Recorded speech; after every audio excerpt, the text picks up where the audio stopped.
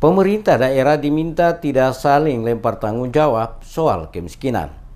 Pemerintah jangan saling lempar tanggung jawab bagaimana memangkas kemiskinan di Maluku. Kerjasama antar pemerintah provinsi dan kabupaten sangat dibutuhkan untuk memulihkan kemiskinan. Menyikapi realitas kalau Maluku termasuk daerah termiskin keempat di Indonesia, anggota DPRD Maluku, Amir Rumran berpendapat untuk menyelesaikan persoalan kemiskinan di daerah ini menjadi tanggung jawab bersama semua pihak. Menyelesaikan persoalan kemiskinan di Maluku, menurutnya, harus dilakukan tanpa mengesampingkan tradisi adat istiadat setempat, agar benar-benar tepat sasaran, tidak sekedar target program saja. Rumran mengatakan dibutuhkan keseriusan pemerintah dalam memulihkan kemiskinan, pembangunan infrastruktur berupa jalan dan jembatan sebagai akses transportasi darat, pelabuhan sebagai akses transportasi laut merupakan langkah dasar untuk menjawab persoalan di Maluku. Politisi Partai Keadilan Sejahtera ini tidak sependapat jika Maluku dibilang miskin, mengingat daerah ini kaya akan sumber daya. Olehnya itu, pemberdayaan ekonomi masyarakat sesuai karakteristik daerah setempat menjadi hal substansial yang harus diselesaikan oleh pemerintah daerah, baik provinsi maupun kabupaten. Terkait kemiskinan, yang dibutuhkan adalah program pemberdayaan yang bisa mengentaskan masyarakat miskin menjadi mandiri secara ekonomi. Rumran mencontohkan perubahan pola makan yang mulai ditinggalkan orang Maluku yang biasanya dari konsumsi sagu, umbi-umbian, hasil kebun mulai bergeser kepada nasi maupun makanan serba instan. Perubahan konsumsi tersebut turut berdampak sehingga orang tidak lagi membeli hasil kebun para petani yang dijual di pasaran. Untuk meminimalisir angka kemiskinan, maka pemerintah daerah diminta melakukan kebijakan, misalnya sehari dalam seminggu wajib mengkonsumsi pangan lokal,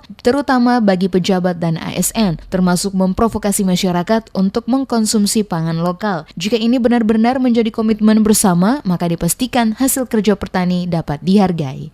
Kita kan tidak bisa harus dapat pisahkan pendekatan pemberdayaan ekonomi kita sama dengan saudara yang ada di lain, contoh Sulawesi maupun Sulawesi Tenggara. Kita ini kan besar kita karena kopra, besar kita karena sagu, besar kita karena embal, tapi tidak pernah kita lihat bagaimana kita mengelola situasi ini menjadi dalam rangka peningkatan ekonomi. Terus saya kasih contoh di Kei. Orang Kei ini kan selama ini kan sukseskan orang ini karena kopra, ini karena persoalan embal. Harga yang makanan pokok embal itu di pasaran kan harganya tinggi sekarang. Cuma daya beli masyarakatnya rendah. Kenapa daya beli masyarakat rendah? Karena konsumsi pola makan masyarakat sudah berubah. Dan hampir rata-rata orang Maluku sudah lebih banyak konsumsi nasi daripada makanan lokal. Sagu yang dulu yang kita harapkan, bahkan kita sudah bikin perda, tapi ternyata juga tidak. Contohnya kita ada acara seperti ini. Itu yang diserukan adalah bukan makanan ciri khas Maluku. Kalau mereka desanya bagus, lalu kebijakan kepala daerah, bupati, wali kota maupun gubernur menginstruksikan semua masyarakat, terutama PNS, dalam surat keputusan kepala daerah, diwajibkan semua PNS tiap minggu harus membelanjai makanan lokal yang ada di pasar. Dan satu orang PNS kalau belanja 50.000 atau 100.000 saja, coba uang beredar di masyarakat berapa. Dan itu kita hadirkan pasar. Pasar itu kepada masyarakat lokal kita. Rumran menegaskan, jika pemerintah sendiri sudah membocorkan bagaimana Maluku dikecam oleh kemiskinan, maka pemerintah sendiri tidak perlu berlarut-larut menambal kembali apa yang telah menjadi kebutuhan saat ini. Kesejahteraan sudah sepatutnya diperoleh oleh masyarakat dan pemerintah sudah seharusnya memutus rantai kemiskinan. Ini berhubungan dengan nawacita Presiden Joko Widodo.